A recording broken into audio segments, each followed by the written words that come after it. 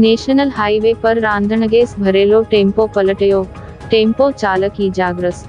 Bharuch national highway પર વહેલી સવારે રાંધણ ગેસ ભરેલ ટેમ્પો પલટી જતા ટેમ્પો ચાલકને ઈજા થવા પામી હતી।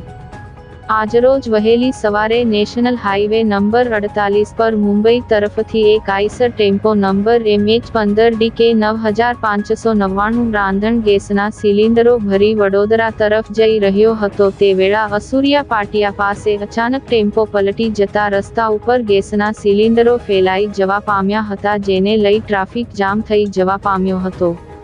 આ અકસ્માતમાં ટેમ્પા ચાલક ઈજાગ્રસ્ત થતા તેને તત્કાલ સારવાર અર્થે હોસ્પિટલ ખસેડવામાં આવ્યો હતો।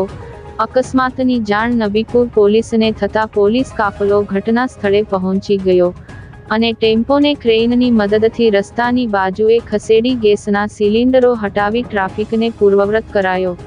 સદનસીબે આ ગેસ સિલિન્ડરો ખાલી હોવાથી કોઈ મોટો બનાવ બન્યો ન હતો।